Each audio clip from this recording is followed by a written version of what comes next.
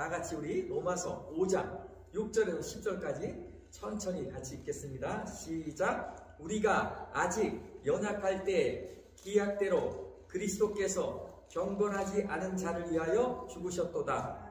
의인을 위하여 죽는 자가 쉽지 않고 선인을 위하여 용감히 죽는 자가 혹 있거니와 우리가 아직 죄인 되었을 때 그리스도께서 우리를 위하여 죽으심으로 하나님께서 우리에 대한 자기의 사랑을 확증하셨느니라. 그러면 이제 우리가 그의 피로 말미암아 의롭다 하심을 받았으니 더욱 그로 말미암아 진노하심에서 구원을 받을 것이니 곧 우리가 원수 되었을 때 그의 아들의 죽으심으로 말미암아 하나님과 화목하게 되었은즉 화목하게 된 자로서는 더욱 그의 살아나심으로 말미암아 구원을 받을 것이니라. 아멘. 할렐루야. 자, 옆 사람 인사합시다. 오늘도 은혜 받읍시다.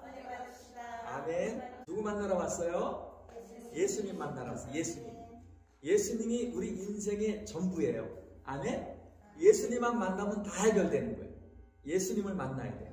자, 오늘은 영적 원리 시리즈 네 번째 사랑의 원리에 대해서 말씀을 나누도록 하겠습니다. 자, 첫 번째는 무슨 원리라 그랬어요? 하나님 나라 첫 번째 원리 뭐라 그랬어요? 첫 번째 원리는 믿음의 원리. 믿음. 하나님 나라는 믿음으로 가는 나라예요. 영적 원리. 믿어야만 돼요. 믿어야만 역사가 일어나요. 믿어야 하나님이 응답해요. 모든 것이 믿음으로 되는 나라예요. 하나님 나라는. 두 번째는 무슨 원리라 그랬어요? 기도의 원리. 왜? 기도 안 하고도 다 아시면 하나님이 줄 수 있잖아요.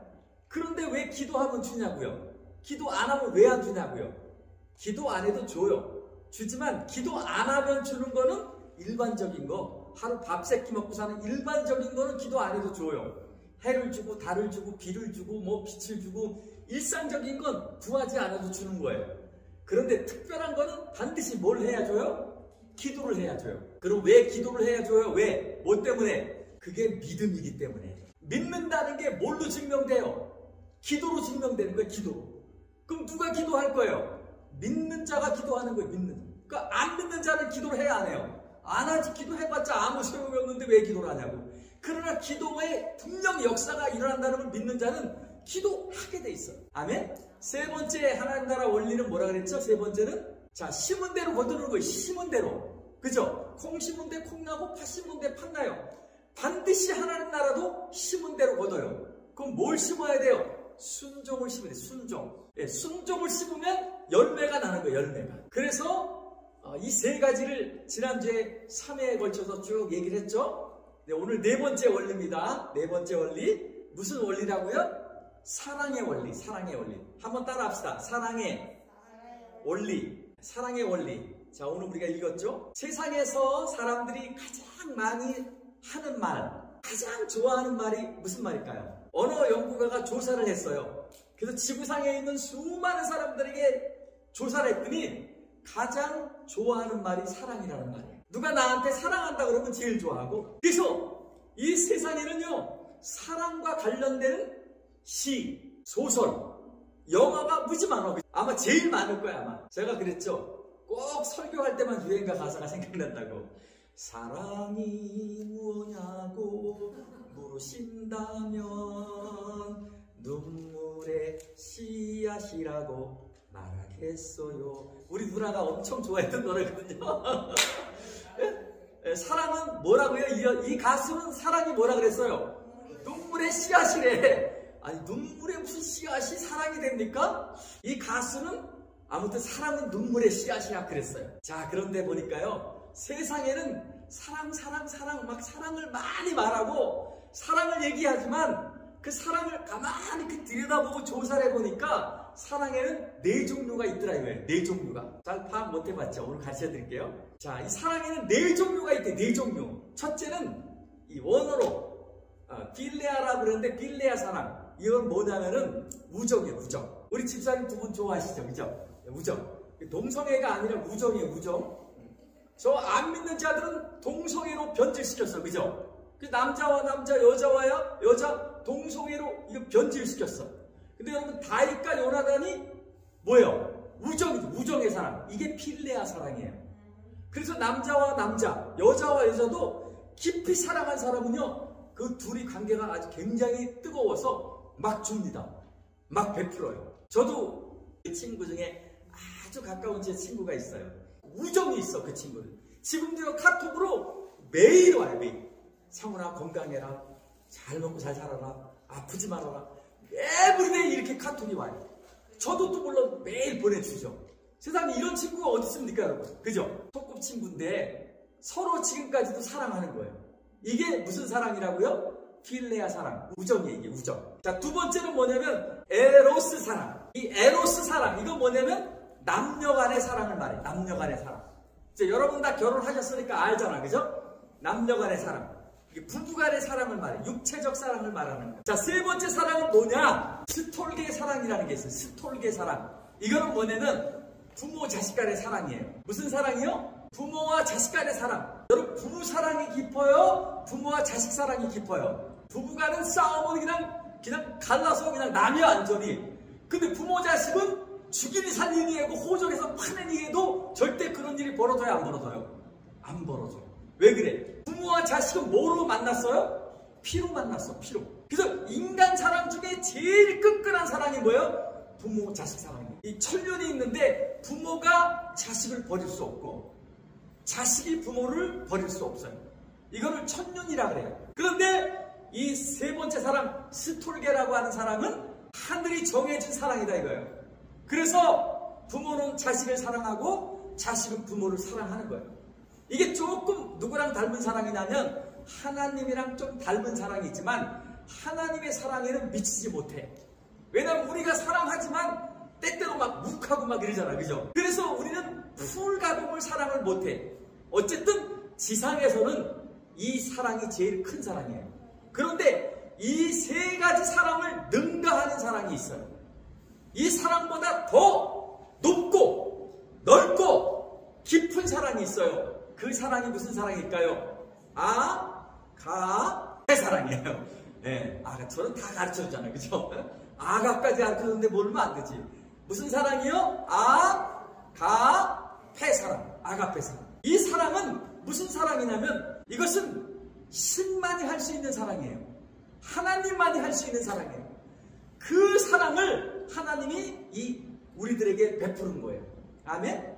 조금 아까 우리 찬송가 85장 불렀죠? 이 사랑 받은 사람만 그 사랑 알지요. 그랬잖아요. 그죠? 그래서 성경은 하나님의 러브 스토리예요. 하나님의 사랑의 이야기예요. 누구에 대한 하나님의 사랑의 이야기예요? 누구에 대한? 나에 대한. 여러분에 대한. 하나님은 우리에 대한 사랑의 이야기를 쫙 써내려갔어요. 그래서 사람의 이야기를 통해서 그 속에다가 하나님의 이야기를 삽입시킨 거예요. 그래서 성경을 잘 들여다보면 그래서 뭘 깨닫게 돼요? 하나님의 사랑을 깨닫게 돼요. 근데 그 한 번 한 번마다 그 속에 뭐가 들어있어요? 하나님의 사랑이 들어있어요. 그래서 막 읽다가 보면 나도 모르게 막 눈물이 나와요. 하나님의 사랑이 그 속에 있으니까. 여러분도 성경 말씀 읽다가 듣다가 하나님의 사랑을 만나기를 주의 이름으로 축원합니다. 그래서 성경은 하나님의 러브 스토리인데 한마디로 하나님의 사랑의 이야기인데 그 사랑의 핵심, 사랑의 아주 그냥 그 엑기스가 뭐냐면 예수 그리스도예요. 그 예수 그리스도를 하나님이 사랑했기 때문에 이 세상에 보내줬다는 거예요. 그게 하나님의 사랑의 이야기예요.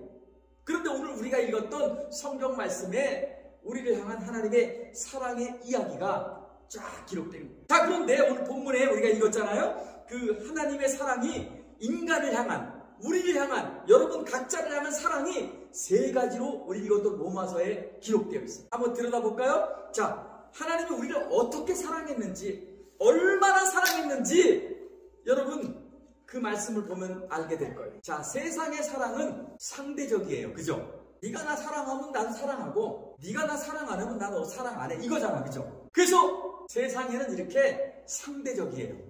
그런데 하나님은 상대적으로 우리 대하지 않으셨어요. 하나님은 우리가 한 것에 대해서 네가 이렇게 했으니까 내가 이렇게 해줄게가 아니라 네가 그렇게 했지만 네가 그럼에도 불구하고 너 그따위 살았어? 너 벼락 맞을 거야. 너 죽을 거야. 그 따라 하면 영원히 지워버릴 거야. 그 따라 하면 지옥 갈 거야. 이렇게 말해요. 앞에까지 보면. 그런데 쭉 이런 식으로 가다가 그러나 내가 너를 용서한다. 성경을요 이렇게 부분적으로 보면 안 돼요. 오해해요. 끝까지 잘 읽으란 말이에요. 아멘. 세상의 사랑은 상대적이다. 상대적이다. 근데 하나님이 그렇게 사람처럼 사랑하면 살아남을 사람이 있겠어요? 없겠어요? 전부 다 지옥 같죠. 저도 지옥 가고 여러분도 지옥 가고 여기 여러분이 앉아 있을 수가 없어. 벼락 맞아다 죽어야 돼. 우리가 다. 우리가 한 행위를 봐봐요. 그죠? 마음으로 생각으로 입으로 그죠? 얼마나 부끄럽게 삽니까 솔직히 우리가. 그런데 하나님이 그거 안 따지잖아. 그죠? 헤라나 너 뭔 짓 하고 왔냐? 들어올 때부터 막 이렇게 하나님이 닥달하지 않잖아. 그죠? 그냥 모른 척하고 다 덮어주고 잘했다 잘했다. 하나님의 아들의 피로 싹 덮어주고 그죠? 우리 천사님도 얼굴 와가지고 그냥 그렇게 덮어주고 그죠? 남구님도 그냥 하나님 덮어주고 우리 은정이도 다 덮어주고. 그래서 하나님의 사랑은 흰눈 같은 거예요. 흰눈 같은 거 덮어주잖아. 다 덮어주잖아. 하나님이 우리가 죄가 있음에도 불구하고 오면 하얗게 만들어주잖아. 할렐루야. 얼마나 감사합니까 여러분. 자 오늘 본문에 보세요. 하나님의 사랑이 조건 없는 사랑이 상대적인 사랑이 아니라 그럼에도 불구한 사랑이 세 가지가 나와요. 이 세 가지 사랑을 여러분 오늘 잘 보고 깨닫길 바랍니다. 첫째, 하나님이 어떻게 우리를 사랑했냐고? 언제 우리를 사랑했냐고? 6절 한번 읽어보세요. 6절 시작. 우리가 아직 연약할 때에 기약대로 그리스도께서 경건치 않은 자를 위하여 죽으셨도다.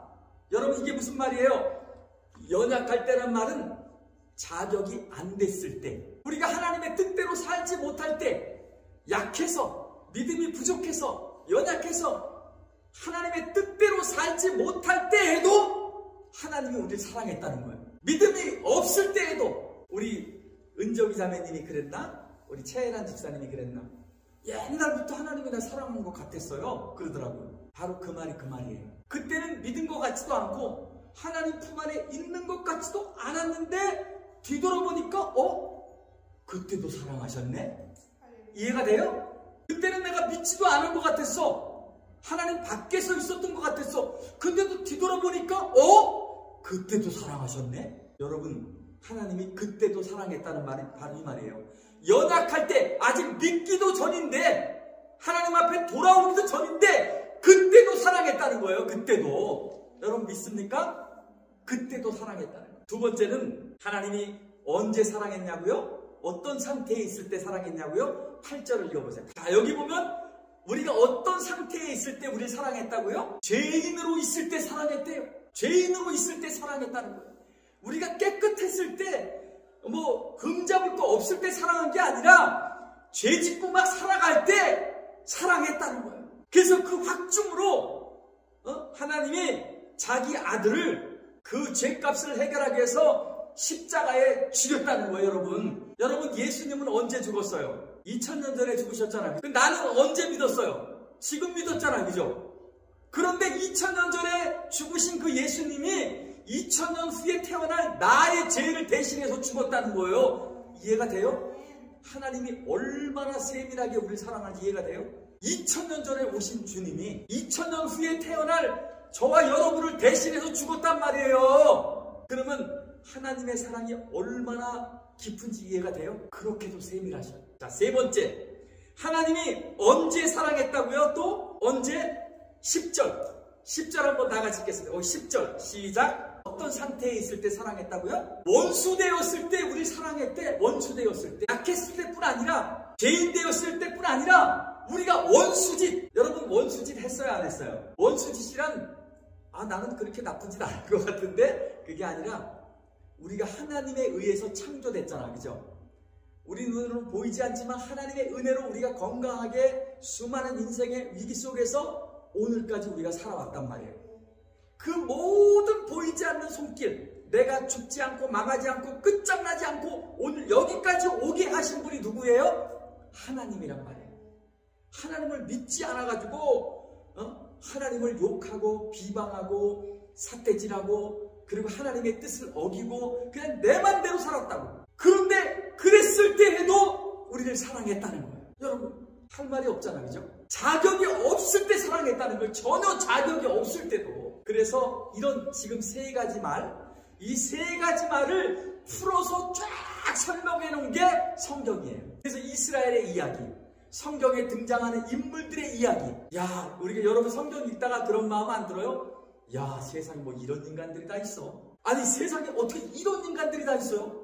성경에 보면 말도 안 되는 죄를 짓거든요. 끔찍한 죄를 져요. 그런데 그런 죄인들을 하나님이 사랑했다는 거예요. 근데 그게 누구 얘기예요? 그게 나의 얘기랍니다. 그 사람들의 이야기를 통해서 나의 얘기를 하는 거예요. 사랑받을 자격이 전혀 없는데, 거기서 칭찬할 만한 게 전혀 없는데, 그걸 넘어서서 하나님을 대적했는데 오히려. 그런데도 그런 우리를 하나님이 사랑했다. 그 사랑의 증거가 뭐냐 그럼? 그것이 바로 예수님이 십자가에 매달려 죽은 사건. 그래서 성경에는요, 하나님의 이 마음, 우리를 사랑한다는 마음이 쫙 펼쳐서 기록됐는데, 그 펼쳐진 이야기 중에 오늘 대표적인 얘기 제가 몇 가지만 짧게 해드릴게요. 첫 번째, 이제 아브라함이 자기 아들 이삭을 바치는 사건이 있어요. 들어보긴 했죠. 아브라함이 자기 아들을 번제단에 올려놓고 칼로 찔러 잡는 거예요. 그 이야기가 성경에 기록되어 있어요. 그런데 어느 날 하나님이 기적적으로 태어난 아브라함의 아들 이삭이 있었어요. 근데 그 이삭을 하나님이 데리고다가 번제단에다 올려놓고 그냥 칼로 찔러서 죽여가지고 장작불에 올려놓고 불태워서 죽이래. 그래서 하나님 앞에 제사를 드리래. 하나님이 왜 그러시죠? 그러더니 아브라함이 이제 딱 올려놓고 칼을 딱 찔르려고 하는 순간에 하나님이 뭐라 그러냐면, 아브라함아 됐다, 그만해라. 아니, 하지도 않을 거 하나님 왜 그걸 시켰을까요? 그리고 왜 그 이야기를 성경에 기록해가지고 수많은 사람들이 보게 했을까요? 이것은 성경은 제가 무슨 쪽이라 그랬죠? 영적인 얘기. 성경은 누구 얘기라 그랬죠? 예수 얘기. 그리고 성경은 또 무슨 관점으로 봐야 된다고요? 구원의 이야기예요. 성경은 영적이며 예수 이야기며 우리의 구원의 이야기예요. 그러면 아브라함이 이삭을 제단에 올려놓고 잡는 사건은 누구 얘기예요? 아버지이신 하나님이 자기 아들을 십자가에 죽이는 사건을, 먼 훗날 일어날 사건을 예표한 거란 말이에요. 내가 너희들을 이렇게 사랑한다는 것을 아브라함이 자기 아들을 죽이는 이야기를 통해서 인류에게 알려준 거예요. 그런데 여러분, 아브라함이 실제 칼은 찌르지 않았죠. 그냥 액션만 취했죠. 그리고 네 마음 이미 받았다 그래 놓고서 거기 나타난 게 뭐예요? 여호와 이레가 나타나요. 여호와 이레가 뭐예요? 하나님이 진짜 제사할 때 쓰는 양 한 마리를 옆에 딱 준비해 놨어요. 그리고 이삭은 안 죽었어, 안 죽였어. 그런데 그 진짜 번제단에 쓸 양이 딱 한 마리가 옆에 딱 예비된 거예요. 그래서 그 말을 예비되었다 그래가지고, 하나님이 예비했다 그래가지고 여호와 이레라 그래요. 그리고 이제 이삭 말고 그 양으로 제사를 딱 드리는 거예요. 그래가지고 이삭이 죽었어야 되는데 누가 대신 죽는 거예요? 양이 대신 죽는 거죠. 그래서 세상에서 이런 단어가 많이 쓰죠. 희생? 뭐요? 양이란 단어를 쓰는 거예요. 그때 나오는 게 희생 양이에요. 그러니까 하나님이 뭘 준비했어요? 희생양을. 누가 죽어야 되는데, 누가 망해야 되는데, 누군가 저주를 받아야 되는데, 저와 여러분이 망해야 돼, 죽어야 돼, 저주를 봐야 돼, 지옥 가야 돼. 근데 우리를 면제시켜 놓고 하나님이 여호와 이레로 딱 준비했단 말이에요. 여호와 이레 준비한 어린 양이 누구예요? 바로 예수. 그래서 세례 요한이 예수님이 공생애를 딱 시작하려고 딱 움직일 때 지나가는 걸 보면서 세례 요한이 예수님을 향해서 하는 말이에요. 보라! 세상 죄를 지고 가는 하나님의 어린 양이로다. 그렇게 예수님을 향해서 세례 요한이 외쳤어요. 그리고 이 세례 요한은 그거 외치고 그냥 따끄닥 순교당했어. 왜? 자기 할 일 다 한 거야. 예수님은 누구라고요? 세상의 죄를 다 지고 십자가로 가서 못 박혀 죽으신 거예요. 그래서 저와 여러분이 죄사함 받고 구원받고 영생하고 부활하게 된 것입니다. 할렐루야. 얼마나 감사합니다. 자, 아브라함 이야기뿐 아니에요. 또 나와요. 이스라엘 백성들이 애굽에서 몇 년 동안 노예살이 했다 그랬죠? 몇 년? 400년. 우리나라는 36년 일제에서 노예 사는 거래. 일본 사람이라고 안 하고 우리나라 사람 뭐라 그러죠? 일본 놈이라 그러죠. 지긋지긋해가지고. 그죠? 제가 어떤 일본 선교사님이 한 번 있었어요. 일본에 가서 40년을 선교했는데도 선교가 안 되는 거야. 일본이 진짜 선교가 어렵거든요. 온갖 무상이 엄청 많아. 근데 어쨌든 이제 40년을 선교했는데 부흥이 별로 안 됐어. 몇 명 되지가 않아, 성도가 이렇게. 근데 어느 날 한일전이 벌어졌어. 한일전. 축구 한일전이 벌어져가지고 이제 다 이제 축구를 보는 거야. 근데 일본 사람들이 막 이기고 있어. 일본 사람들 난리 났어. 교인이 일본 사람이니까. 막 할렐루야 그러면서 난리가 났는데 이제 선교사님이 한국 사람이잖아. 그죠? 근데 자꾸 착각을 한 거야. 순간적으로 이성을 잃었어, 선교사님이. 한국이 골을 역거프 2골 집어넣고 역전했어. 와! 선교사님이 한국이 역전하니까 선교사님이 너무 좋아가지고 와! 그랬단 말이에요. 그랬더니 일본 성도들이 얼굴 색깔이 안 좋아. 그래가지고 어쨌든 게임이 끝나고 나도 집에 갔어요. 이제 내일이 주일이야. 근데 예배당이 하나도 안 오는 거야.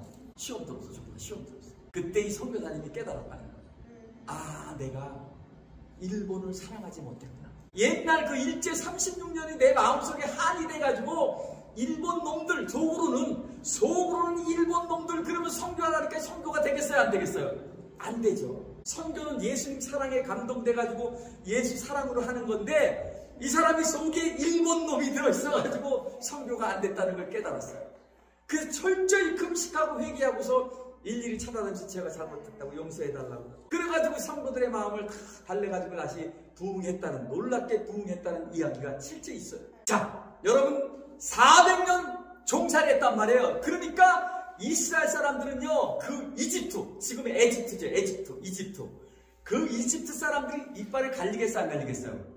400년을 저 인간들이 우리 노예로 삼았단 말이에요.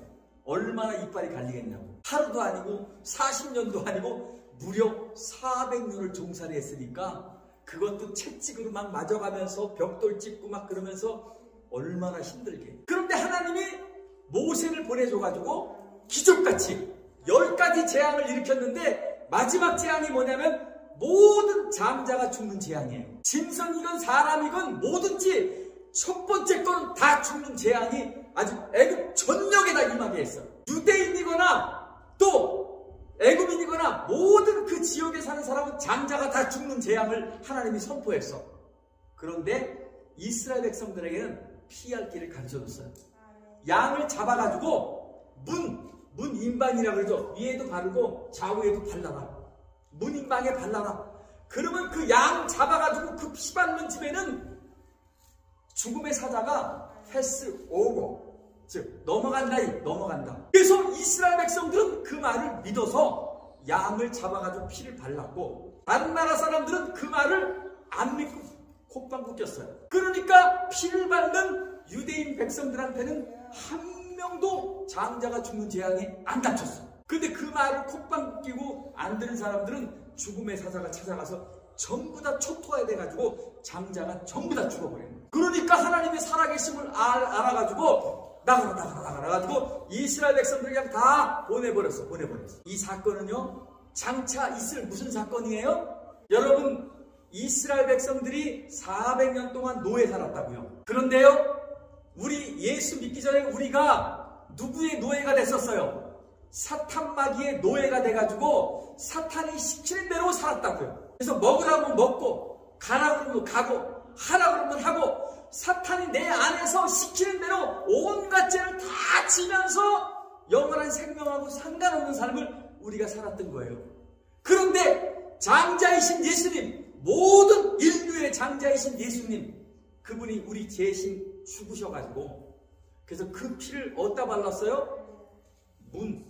마음의 문에다 발랐단 말이에요. 마음의 문에다.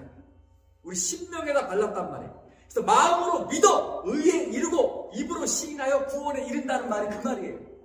예수 그리스도가 흘리신 그 피를 마음으로 믿었어. 그리고 입으로 시인했어요. 그랬더니 우리가 죄가 다 용서되고 구원받게 됐다는 그 사건이 그 이야기란 말이에요. 아멘?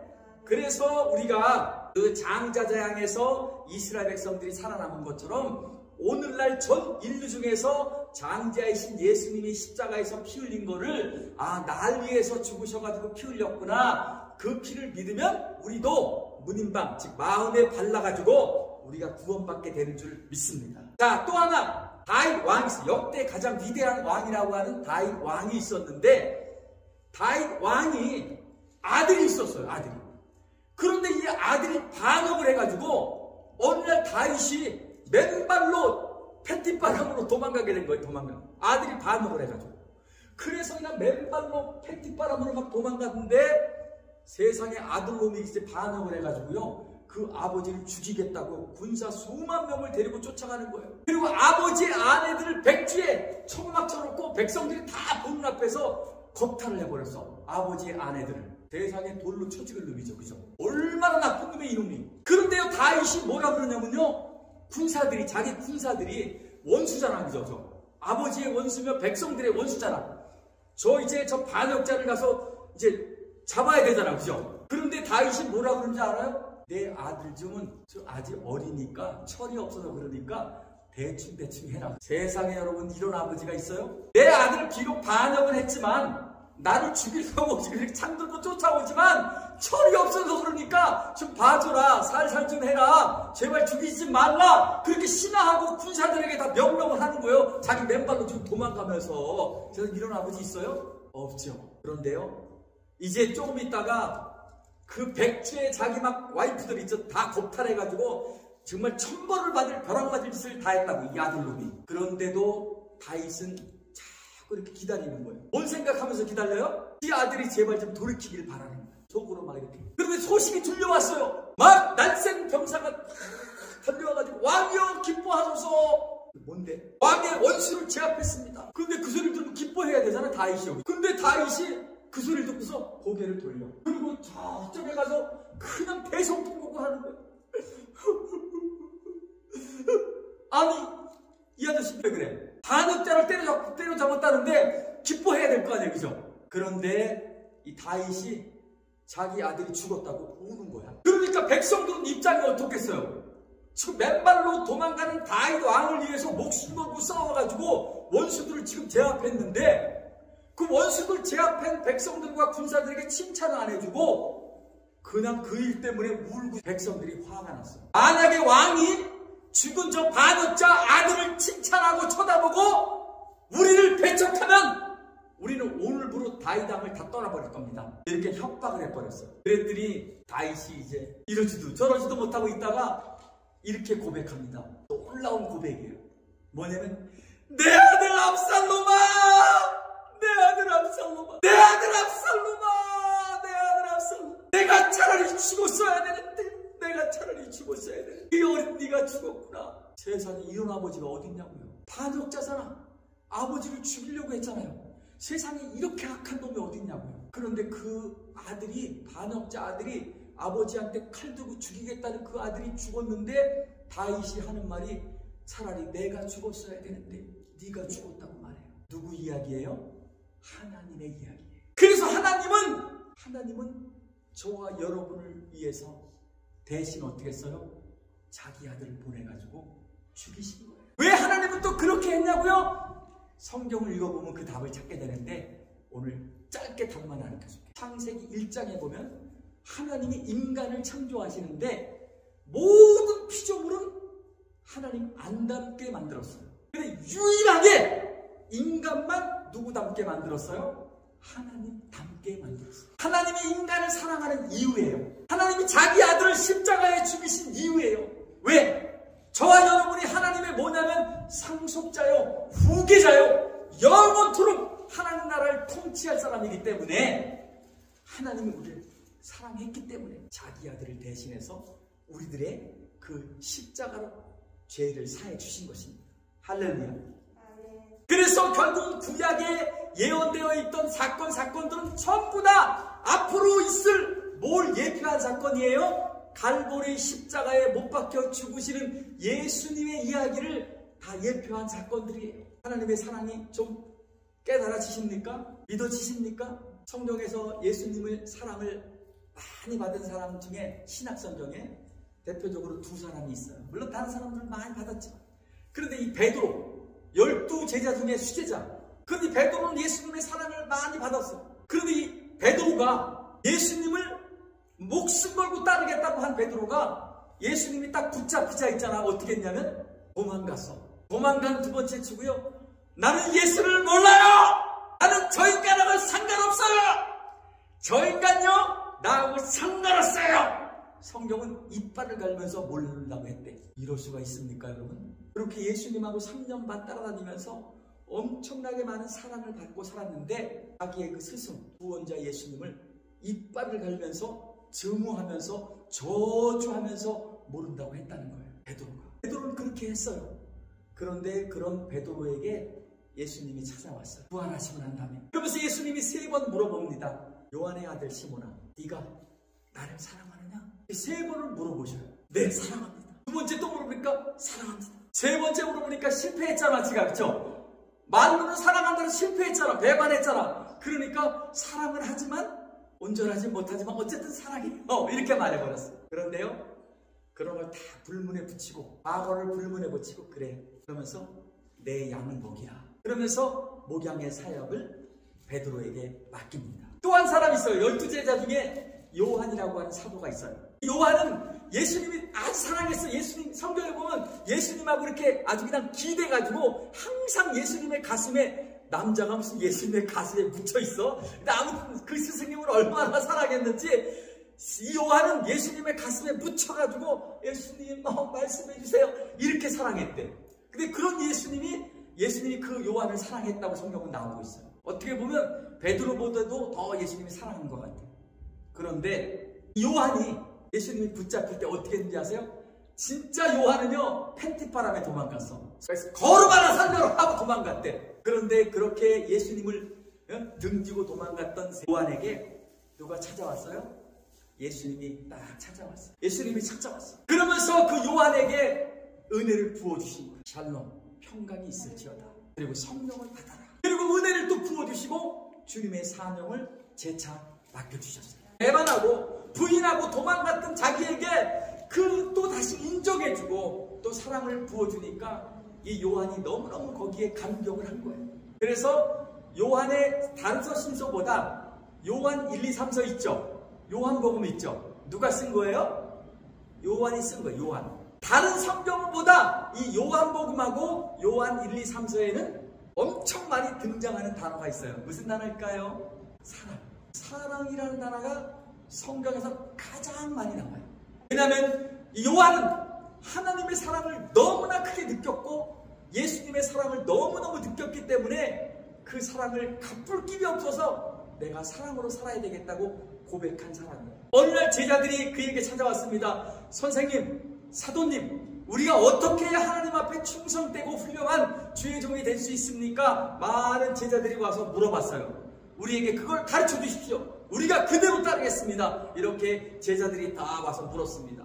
그랬더니 이 사도 요한이 말하기를 첫째도 사랑이요, 또 둘째도 사랑이요, 또 셋째도 사랑이요, 또 넷째도 사랑이요. 이렇게 쭉 하면서 마지막도 사랑이라 이렇게 말했다는 거예요. 일평생 세례 요한은 사랑을 외치다가 돌아가신 사도 중에 사도예요. 오늘 한 가지 예언 하고 오늘 마칠게요. 애기 낳으셨어요 다? 여자분들? 남자분들은 애기 낳는 거 보셨죠? 그걸 통해서 뭘 깨달으셨나요? 아, 우리 엄마가 이렇게 고생해서 날 낳구나. 여자들은 직접 낳으면서 그걸 깨달아요. 그죠? 우리 엄마가 이렇게 고생하면서 날 낳구나. 우리 엄마가 이렇게 힘들게 날 낳구나. 우리 엄마 얼마나 고생했나. 자기가 낳으면서 그걸 느끼는 거예요. 남자들은 자기 아내가 애 낳는 걸 보면서 느끼는 거예요. 아, 우리 엄마가 저렇게 힘들게 나를 낳았구나. 저렇게 아프게 날 낳았구나. 그러면서 느끼는 거예요. 또 더 나가서 그리스도인들은 아, 우리 하나님이 나를 이렇게 해서 낳았구나. 자기 아들을 십자가에 죽여서 나를 새 생명으로 낳으셨구나. 이걸 깨닫는 것입니다. 여러분, 한 영혼을 건지는 게 참 어렵죠. 그죠? 참 뺀질이같이 말 안 듣죠. 그죠? 요래 빼고 저래 빼고 막 진짜 그 한 영혼을 살려내는 일이 진짜 얼마나 어려운 일이. 저는 우리 동생을 38년 만에 전도했다 했잖아요. 우리 여동생이 38년 만에 돌아왔다니까요. 지금은 저 동부에 사는데 얼마나 열심히 신앙생활할 줄 몰라요. 내가 부르면 오빠 말 시키지 마. 지금 성경 공부해야 돼. 기도해야 돼. 그리고 아무튼 38년 걸렸다고요. 38년. 한 영혼을 건져내는 일이 얼마나 어려운 일인지 몰라요. 하나 예화하고 마칠게요. 여러분 영화 중에 코바디스 도미네라는 영화 보셨어요? 코바디스. 라틴어로 쿠바디스인데 영화 제목은 코바디스라고 나오는데요. 몇십 년 전에 기독교 영화 중에 아주 유명한 영화였어요. 초대교회 시절이에요. 사도들이 있었던 12사도들이 예수님이 십자가에 죽으시고 부활하시고 하늘로 올라가시고 사도들이 사역하던 시대인데 그때는 기독교가 엄청 핍박받아가지고 많은 사람들이 잡아 죽였어요. 짐승 우리에 집어넣고 막 잡아 죽였어요. 그런데 사도 베드로가 로마에서 복음을 전하다가 이제 막 잡아 죽이니까 제자들이 사도님이 죽으면 안 됩니다. 사도님은 살아있어서 이 기독교를 통치해야 됩니다. 그러니까 어딘가 숨어 있다가 후일을 도모하세요. 그러면서 이 사도 베드로를 피신을 시켰어요. 막 성도들이 막 강제로 피신을 시킨 거야. 자기가 그런 게 아니라. 그러니까 자의반 타의반으로 이 베드로가 이제 막 그 로마를 빠져나가는데 그 당시에 아주 악질 왕이 누구였냐면 네로 들었어요? 네로? 미친 왕의 미친 왕. 이재명이 같이 미친놈이야. 완전 미쳐가지고 세상을 공산주의로 불태워 만들려고 하는 것처럼 아주 나쁜 놈인데 세상을 막 불질러 버렸어. 그래서 로마를 불바다로 만들었어. 이 왕이 미쳐가지고. 그리고 그 책임을 기독교한테 뒤집어 씌운 거예요. 그리고 불질렀다 기독교인들이. 그래서 기독교인들을 막 잡아가지고 막 다 죽이는 거예요. 그러니까 이 베드로가 제자들에 의해서 막 피신을 가는 거예요. 막 피신을 가는 겁니다. 막 도망을 가는 거예요. 근데 이제 언덕이 하나 나와요. 언덕이. 그 언덕을 딱 넘어가는데 아침 해가 딱 찬란하게 떠오르는 그 찰나에 그 장면에서 딱 떠오르는데 그 빛과 함께 누가 딱 나타나냐면 예수님이 딱 나타나요. 그러면서 자기가 예수님 그러는데 암척을 안 하고 예수님이 자기 곁을 딱 스쳐 지나가요. 그러면서 베드로 뒤에 들리는 거야. 이렇게 엇갈려 지나갔으니까. 그러면서 들리는 말이 베드로가 하는 거예요. 주여 어디로 가시나이까? 이렇게 베드로가 묻는데 그게 원어로 쿠어바디스 도미네. 주여 어디로 가십니까? 베드로가 이렇게 물어보는데 예수님이 딱 가면서 네가 구원해야 될 내 백성들을 버리고 가니까 내가 다시 십자가에 못 박히러 간다. 그러면서 예수님이 가는 거예요. 그러니까 예수님이 십자가에 못 박혀 죽었는데 전에 자기들을 위해서 그리고 자기를 용서했는데 또 예수님이 자기들 때문에 죽으러 가신다 그러니까 베드로가 얼마나 충격이 컸겠어요. 그러니까 주여 그리하시면 안 됩니다. 그리하시면 안 됩니다. 그런데 예수님이 그 소리를 듣지도 않고 그냥 가버리는 거예요. 계속. 그래서 알았습니다 주님. 내가 갈 테니까 주님 십자가에 못 박히지 마세요. 그래서 베드로가 다시 가서 그 유명한 거꾸로 된 십자가에 못 박혀서 베드로가 죽습니다. 실제로. 그게 기독교 역사의 한 장면이에요. 베드로는 어떻게 그럴 수 있어요? 예수님이 자기를 위해서 그렇게 십자가에 못 박혀 죽었다는 걸 알았기 때문에. 여러분 구원받는다는 것은 뭐냐면 예수님이 날 대신해서 십자가에 죽었다는 것을 믿는 거예요.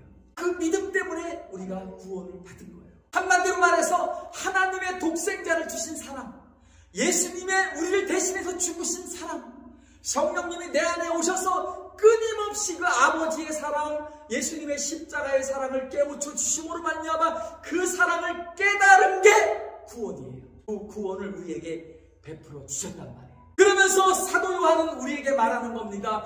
너희가 그 사랑, 아가페 사랑을 받았으니 그 사랑을 받은 자답게 너희도 사랑하면서 살아가라.